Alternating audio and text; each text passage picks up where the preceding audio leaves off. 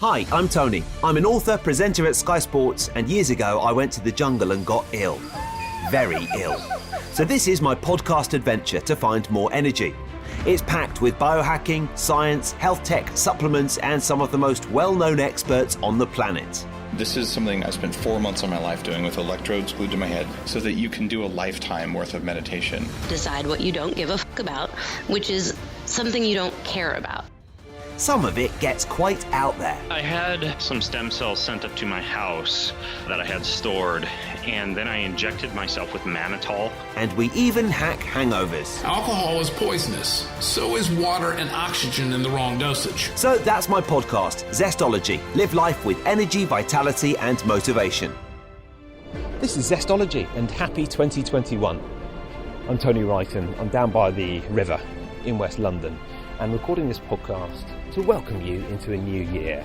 And something that I've done for the last few years, brought out a special podcast, even though it's not a Monday morning at 8 a.m, I brought out a podcast to kind of help ease you into the new year, looking at goals and outcomes, the kind of things that you'd like to achieve this year, setting good habits and avoiding bad ones, and maybe even the dreaded R word, New Year's resolutions. My guest today is somebody who is an absolute podcast friend of the show, Dr. Simpson. He's been on many times before, and he's someone that I met, do you know what, I met him 15 years ago on an NLP master practitioner course, or maybe a trainer training course, and we've been friends ever since. And I'm so pleased that we've been able to record this podcast today as well. And he tells me about the 3 things that he's going to be working on in 2021, and I've told him about a couple of things that I'm working on as well. As I record this podcast, it is like rush hour down here by the Thames, so I hope you can hear me all right. And I'm not just talking, I'm talking wildlife as well as humans. But yeah, do you know what, it is, I really hope that 2021 is better than 2020 for most people, and it is for you as well. And I always love starting the new year with a bit of goal setting, a little bit of thinking about the year ahead. And after the madness of last night, and let's be honest, it might not have been quite as mad as some nights at the end of the year, because obviously everything's different at the moment, but hope you had a good one last night. I hope your fuzzy head is clearing, and enjoy this podcast.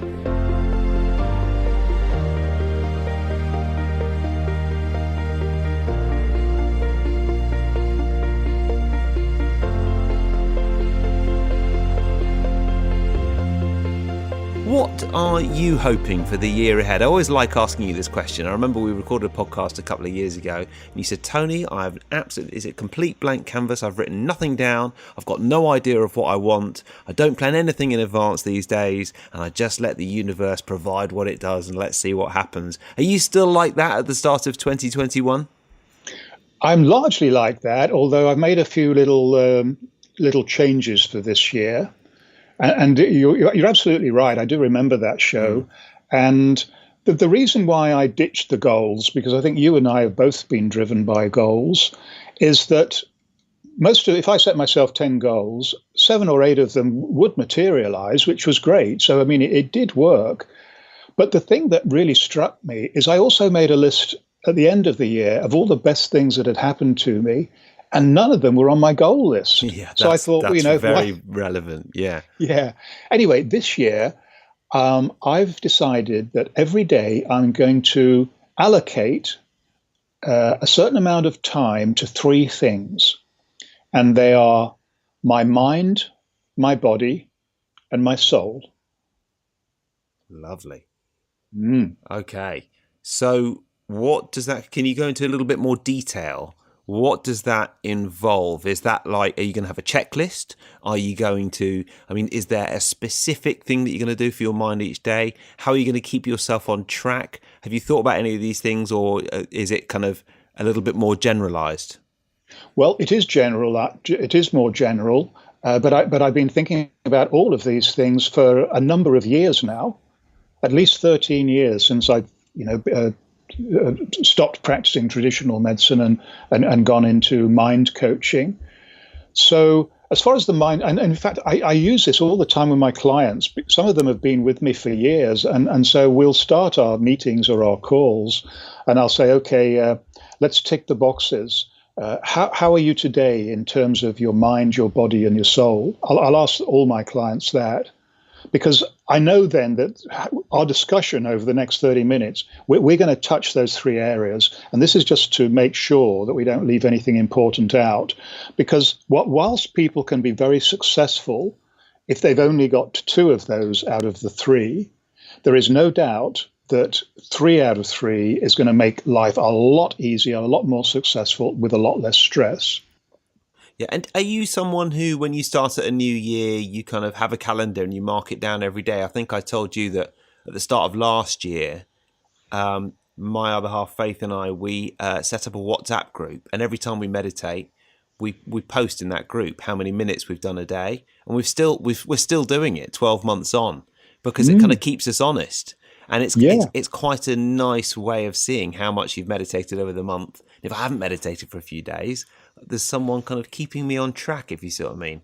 Is that something, it sounds like the soul part of your kind of New Year's resolutions or your goals for this year it's a little bit more esoteric, and you're kind of a little bit more, you're setting that intention and then going to see where it goes. Well, I'm definitely setting the intention, and I'm saying this with conviction. And of course, by saying it to you, I'm doubling that conviction. And by me saying it to a wider audience, your audience, that's even more, because somebody's going to catch me or somebody's going to ask me. And this is one of the the 5 pillars of influence by Cialdini? I mean, 6, one of them is 6. It's making a commitment. And, make a commitment to yourself, then to somebody else, then to more people. Write it down, set up a group. I mean, you've done all of those things that will reinforce your commitment. So I'm not intending to go to those lengths, because frankly, I don't think I'll need it. Well, I say that. I'm going to wait and see what happens. But this is something I'm determined to do. So I'm hoping that determination will keep me on the right path. Yeah, I've got a friend called Harry who I mentioned on my newsletter a couple of months ago. He set up a WhatsApp group, and he set up a group called the 100 Squat Challenge.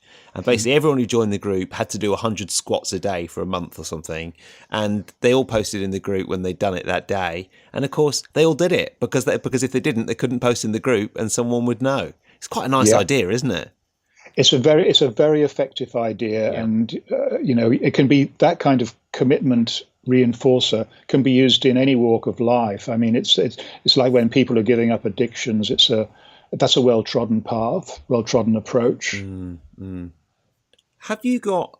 I'll come on to my kind of thoughts about 2021 in a moment. But is there anything else you wanted to say about yours? Because I'm really interested in your proposition for this year, and it's a little bit more tangible than what we talked about a couple of years ago. It is. So, well, it goes back to this this triangle of mind, body, and soul. I mean, mind, I meditate every day, and I'm going to continue to do so. There are other breathing techniques. We've talked about heart math before. I will do that every day. That's going to go a long way, I hope, to helping my mind be in the right place. But of course, these things, they're not separate. Actually, they're all part of a whole. So I mean, if your soul is in the right place, that's going to definitely help your mind be in the right place. Yeah. And as far as my body's concerned, well, that I've got this new diet that I'm on. I look after my body. I'm not overweight. I exercise. I try and get sleep, although it wouldn't be 8 hours a night, but I do the simple things. So I think that's probably going to keep me busy for 2021. Yeah, and you do. And actually, I was very impressed that when we met in Hyde Park, you cycled there, which is more than I can say. So well done. Thank you. And what a joyful experience that was. I mean, I live on the East End of London, and Hyde Park is the West End. So I cycled all that way through history, really. I mean, we went through Docklands, past Big Ben and the Houses of Parliament.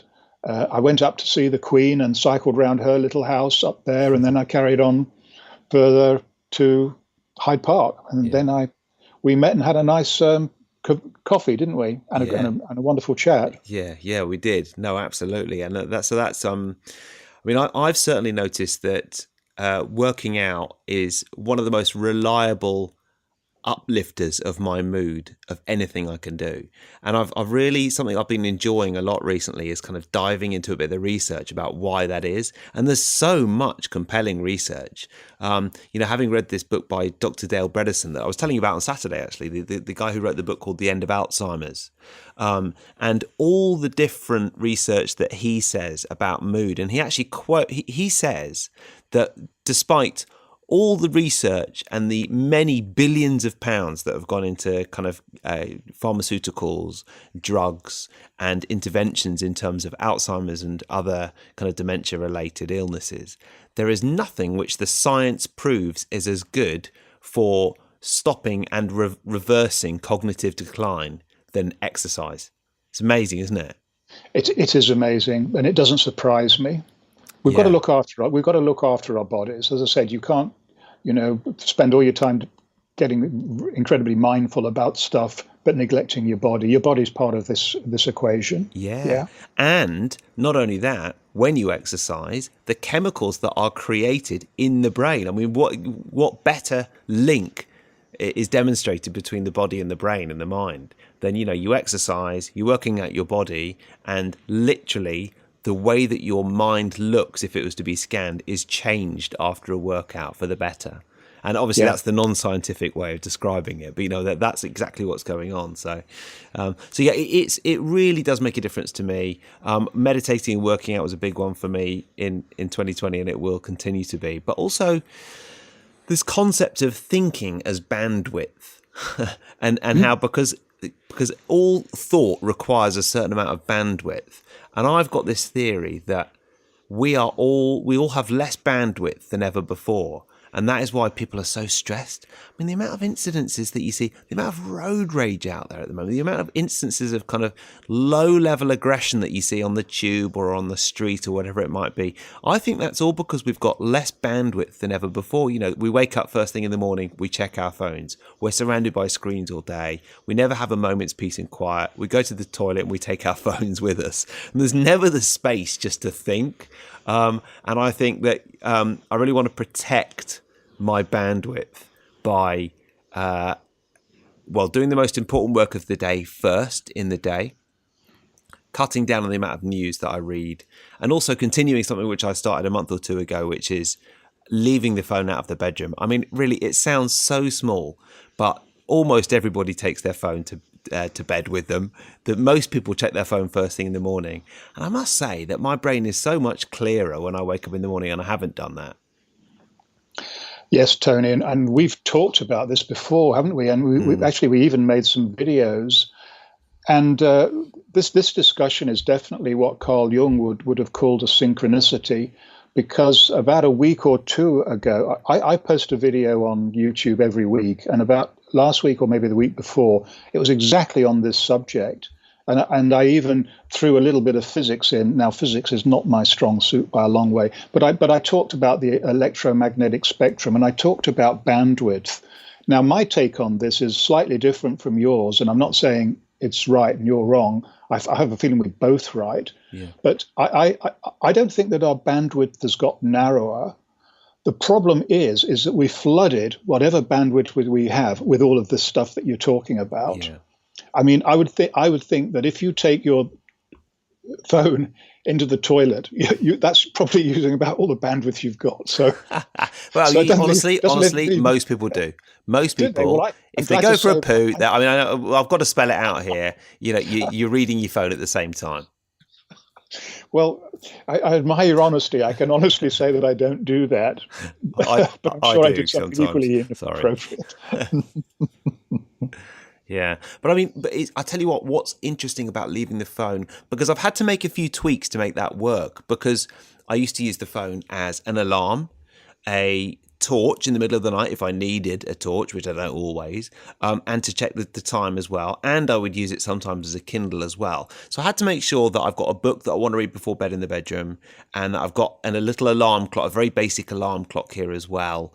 And that's all that I really need. After that, the phone can go downstairs. And what's interesting, Steve, is I wake up in the morning, and as well as there's less brain fog and there's less kind of muddled thinking in the morning. But what's actually going on is that I'm solving problems as well now, because first thing in the morning, I've just got a chance to think and lie there. And all the things that sleep is supposed to do, sleep and dreams, reorganizing our thoughts at the same time, that really is happening a lot more effectively. And sometimes I wake up in the morning and I've got the solution to a problem that I've been struggling with. I mean, that's happening quite a lot. So it's really exciting. Well, it's incredibly exciting. And obviously in my line of work, I talk about this a lot with my clients.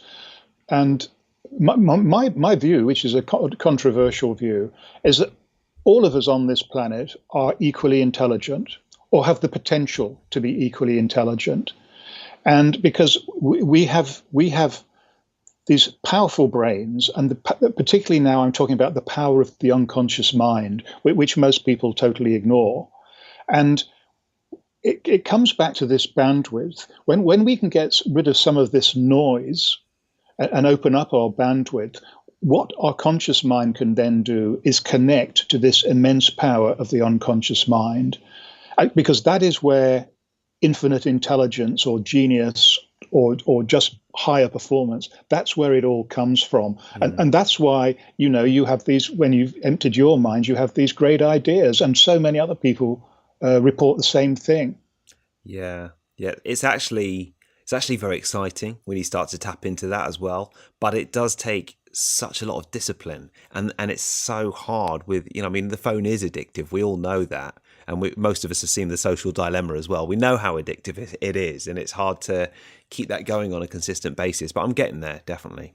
That's a very good point that you just made.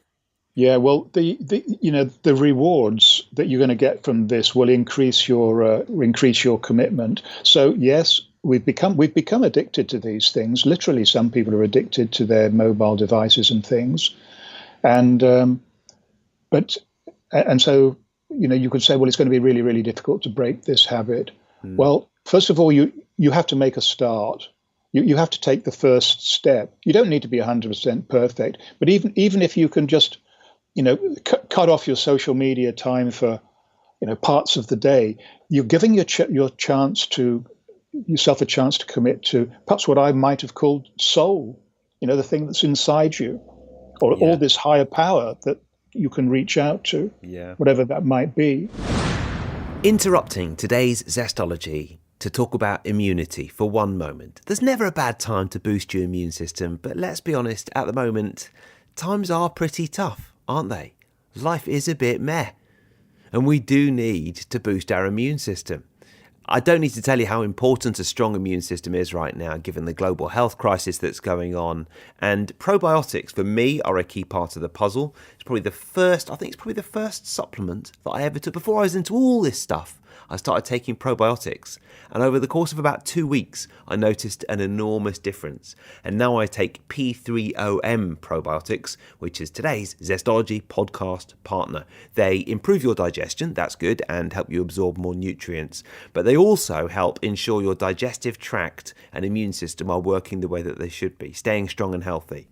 Some probiotics don't kind of survive the stomach acid, don't survive as they go through the digestive system, but P3OM is fully tested to make sure the probiotic strains not only survive in your body, but don't compete with each other as well. And you don't need to refrigerate P3OM as well. So if you are ready to boost your immune system this January, I feel like this January, this is what we need to be doing. Have healthier digestion, burn the fat as well. Go to bioptimizers.com/Zestology. There's a deal on there for you. bioptimizers.com/Zestology. You can use the promo code Zestology10 wherever you are in the world. If you're in the UK, you can use that code as well. Just go to bioptimizers.co.uk rather than .com. Use the code Zestology10. A couple of things to remember: bioptimizers.com/Zestology and promo code Zestology10. I feel there's never been a more important time to boost your immune system than today. Back to the show. Obviously, I told you on Saturday something I haven't really announced on the podcast yet, but I'm working on a new exciting project, which I told you about. Yes, I remember. Yes. And one of the things that I've been looking into is the creative process of mala the composer and conductor.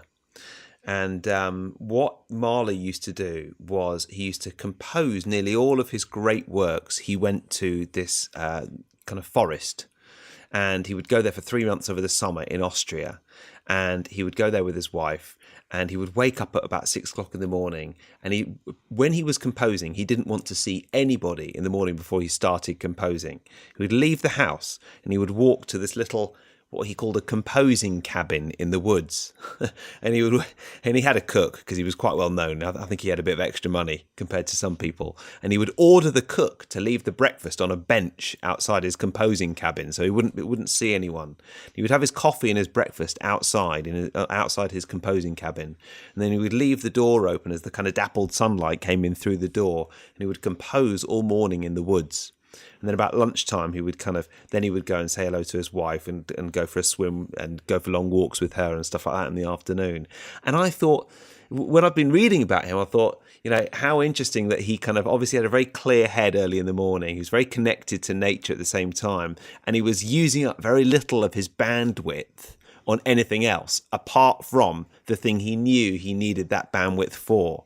And so I felt quite inspired by reading about Mahler over the last few weeks. Yeah, well, I mean, that's really interesting, and I certainly didn't know that about Mahler. But I certainly know many other luminaries have the same kind of self-discipline or ritual, because they know how to connect to their genius. And Einstein was an example. He would always say, whenever you're looking for a solution or unhappy about anything, connect with nature. And in fact, he would, when he was sort of quizzed about his religion, his upbringing was the Jewish faith, which he fell out of, or they fell out with him. And he said, I do believe in God, but let's just say that it's Spinoza's God. And he was making a reference to Spinoza, who's otherwise known as the Prince of philosophers, Baruch Spinoza. A very modest man, died at a young age, I think in his 40s, but his whole philosophy was based around the fact that God is in nature. I mean, you can look at a plant, and the miracles of the universe are in a plant, or watching animals, or even in yourself. And I think other scientists have also, they've just been thunderstruck, awed by the complexity and yet also sometimes the simplicity of the rules of the universe. Yeah. I mean, it's really fascinating, isn't it, seeing the link between kind of nature and bandwidth and creativity, and it is quite inspiring hearing stories about these famous people, especially from the past, where they had such a prodigious output. And Mahler, certainly, his work has endured. He did sound a bit of a grumpy so-and-so, though, because apparently he so couldn't bear to see anyone in the morning or hear anything. His wife was ordered to go and bribe the locals to keep their dogs inside in the morning, and she had to hand out all these opera tickets everywhere so that they would keep their dogs inside. So I don't know. We don't want to model our entire lives on Mahler, but I think he had it right when he was thinking about creativity. Yeah, well, one thing that he did was he just went to a different place. Yeah. And I think this is very relevant to all of us now. We're living in COVID times, and more of us are now working from home. So the distinction between home and work and creativity gets a little bit blurred. Now, I know you're amongst all the things you do, Tony. I know you're a writer, and I know you've written books, and so have I. But when I write a book, if it's at all possible, I try and go somewhere different. Preferably even a different country. Yeah, I actually I remember you went to that gorgeous place in Portugal to write your book, didn't you? I've written one book in Portugal, one book in Brazil, one book in Australia. In fact, I think I might have written 2 or 3 books in Portugal. I'm losing count now. I know I've written 7 books in total. And if lockdown continues, you'll be writing the next one in Essex, won't you? So every time I've finished a book, I always say I'm not writing any more books, and I haven't written a book now for about 3 years. Yeah. So And I can't say that my fingers are twitchy at the moment, but you never know, do you? Yeah. Wow. All this chat of creativity might just induce something. Look, just It might do. before I want to talk to you about books in a second and getting more energized in 2021. But just before we do, you were telling me about giving up dairy and how that had made quite a difference on Saturday. And we talked a little bit about it earlier on today as well. And I was reading an article about longevity today, which I meant to send you and tell you about it. And this is, I mean, you've heard of the concept of blue zones before, haven't you? Yeah. Yeah. So these are the regions that have been identified that have populations that people who live there live healthier and longer than other places. Yeah, I've heard of that. But there's been some very interesting research. Yeah. There's one in Japan, there's Sardinia, there's a place in Costa Rica, and Icaria in Greece. And there's certain things that are the same in all these places or very similar. And those diets of the people who live in these places are mostly plant-based. They don't eat much meat. They eat meat once every 4 days or so. And they eat a load of good veggies. They drink mostly water and teas and coffee and some wine. And then the last thing that is kind of consistent across all these blue zones is they drink little or no cow's milk. That is interesting. I didn't know that. Yeah, which is why I wanted to send it to you, because it's so interesting. I mean, I'm not sure, actually, whether us humans are supposed to drink cow's milk. Good question. There's plenty of people who would say, plenty of biologists who would say that we aren't. But this is still a controversial subject, I think, with strong opinions on both sides. Yes, we'll have the milk lobby on us soon, won't we, Steve? Well, I've made enough enemies already. I don't need to make any more. Everyone loves you, Steve. Now, listen, we're looking to 2021 then. What is one book you would recommend and one tip for living with more energy and vitality? And obviously I've asked you this question so many times before, but I wonder if there's one book that has stood out for you recently, one book that people might like in 2021.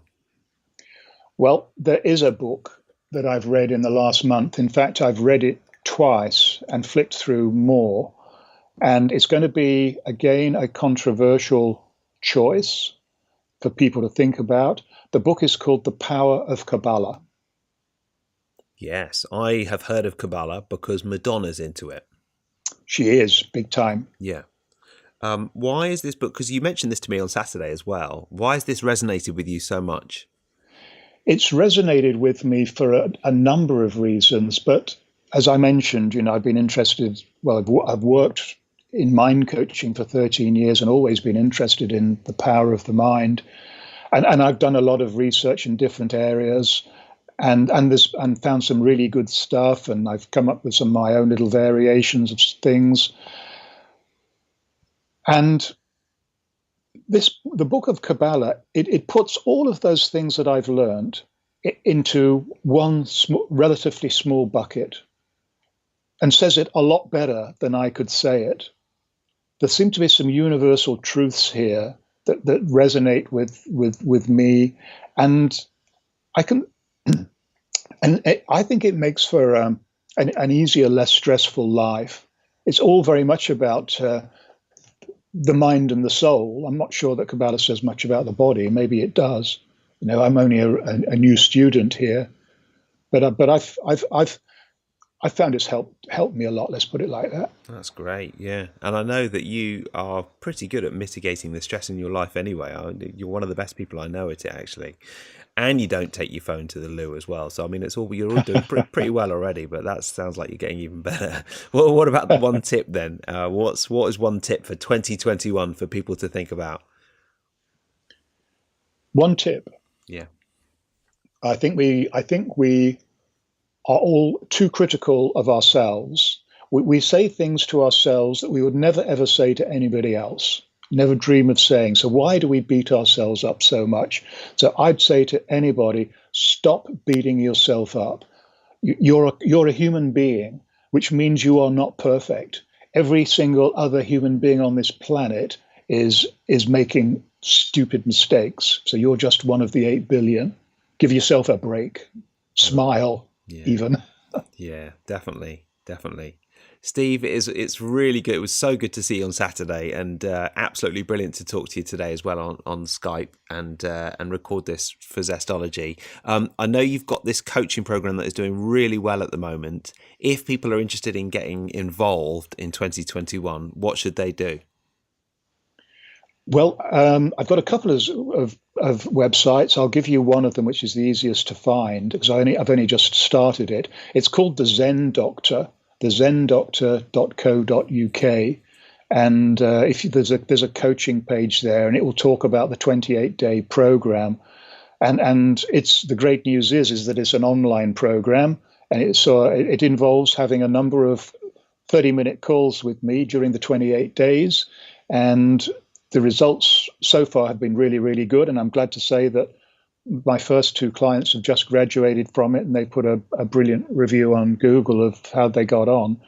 So it's this commitment thing. If you can commit to something for 28 days, and if you've got somebody like me who will be on your back, so to speak, then that's when you start getting into the habit of making changes to your life. That's what we call myelination. Absolutely. Yeah. And I know that you've had so much success over the years coaching clients, obviously, especially in the area of poker. And now that's just brilliant that you're kind of widening it out a bit to other people, and people who aren't necessarily poker players or golfers can get the same kind of benefit to your experience. It's fantastic that. Yeah, well, thanks, Tony. And that's because, the realization is, and my clients discovered it probably before I did, but the things that I talk about, they are universal. Brilliant. Steve, great to talk. I love the new website title as well. And we will speak to you again. I'm going to find out how you're getting on with your goals in a couple of months. Thanks, Tony. That'll keep me on track. And thank you so much for having me on the show again. I always love talking with you and meeting with you. Oh, you come up with some good stuff. Likewise. I even recommend you a good hoodie, didn't I? So that's all good. You did. You must be earning more money than I am. All right, Steve. Well, take care. We'll speak again soon.